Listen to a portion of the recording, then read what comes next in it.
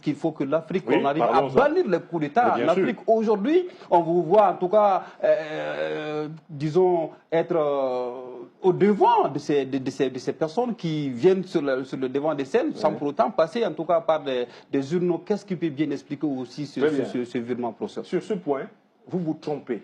Quand vous parlez de revirement, il s'agit d'une inattention à la complexité et à la profondeur de ma modeste pensée. D'accord. Vous vous trompez pourquoi? Moi, j'ai toujours établi une distinction entre les coups d'État néocolonialistes, c'est-à-dire qui sont au service des intérêts étrangers, et les coups d'État révolutionnaires. Qu'est-ce qui les différencie, professeur? Est-ce qu'un coup d'État vaut mieux qu'un autre coup d'État? Bien sûr. La différence. Commençons par la France, pour faire une rime avec ce que vous avez dit.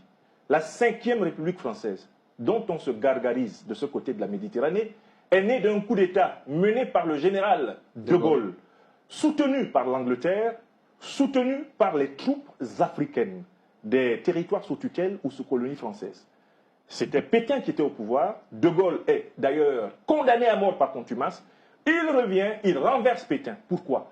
Parce que Pétain s'était allié aux forces de l'Axe, il s'était allié au nazisme et au fascisme contre le peuple français. Le coup d'État de Gaulle a permis à De Gaulle de fonder la 5e République française de 1958, dont on se gargarise aujourd'hui comme modèle d'État de droit français. Laissons la France. Revenons en Afrique. En Afrique, il y a deux sortes de coups d'État.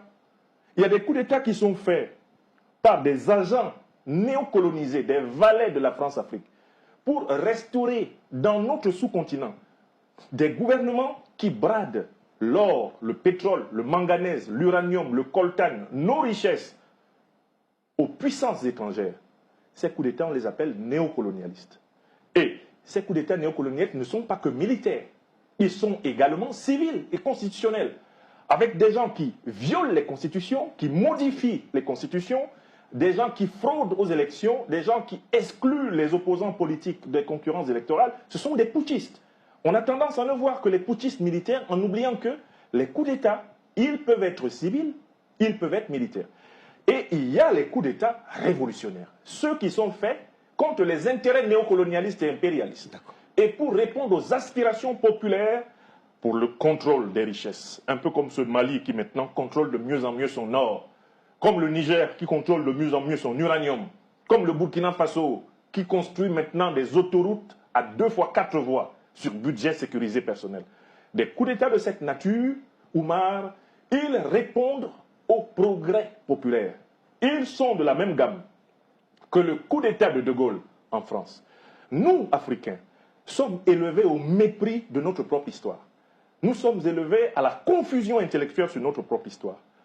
Nous sommes élevés à refuser de reconnaître quand quelque chose est grand et qui se passe à côté de nous, que c'est aussi grand que ce qui se passe au loin. Nous devons changer. Donc, pour ma part, j'ai toujours dit qu'il y avait des coups d'État légitimes, aussi loin que j'ai écrit de la politique. Les coups d'État légitimes sont ceux qui sont faits pour faciliter la montée en puissance des aspirations populaires.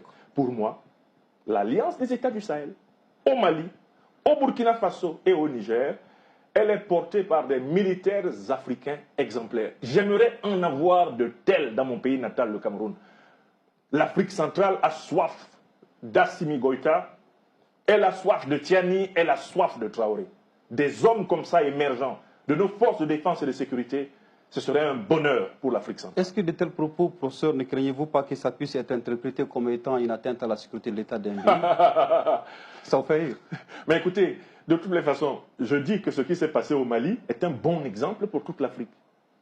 Vous voyez? Donc, je ne risque pas d'être en difficulté, puisque de toutes les façons, ça s'est passé au Mali, et je suis au Mali. J'imagine que si j'étais à Yaoundé, M. Biya vivrait autrement le fait que je lui dise que le Cameroun a le droit d'avoir ses Assimi Goïta.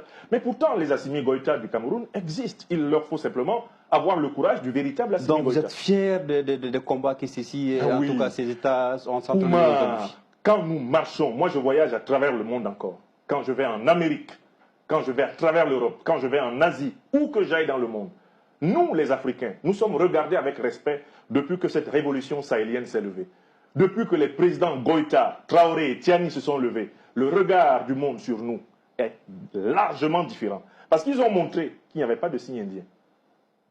Nous pouvons nous débarrasser des troupes étrangères. Ils l'ont fait. Nous pouvons prendre le contrôle de nos ressources nationales stratégiques. Ils l'ont fait. Nous pouvons fonder nos institutions sur les aspirations de la majorité de notre population. Ils sont en train de le faire. Et ils se préparent à faire mieux. Nous pouvons bâtir des forces armées unifiées pour nous défendre contre le terrorisme. Ils sont en train de le faire. Écoutez, il y a longtemps, chez nous ici en Afrique, qu'on n'avait jamais vu aussi facilement la politique s'incarner dans l'histoire. Et il faut mesurer, cher Oumar, la chance que nous avons d'être contemporains de cela. Ne crachons pas dans le bonheur, ne crachons pas sur la grâce qui nous est accordée. Nous sommes témoins et acteurs d'un grand moment historique. C'est pour ça que lors de notre précédente émission, je vous ai demandé en tant que grand journaliste de rejoindre le bloc panafricaniste. Car c'est le bloc qui incarne aujourd'hui l'histoire en marche du continent. Oumar. Très bien.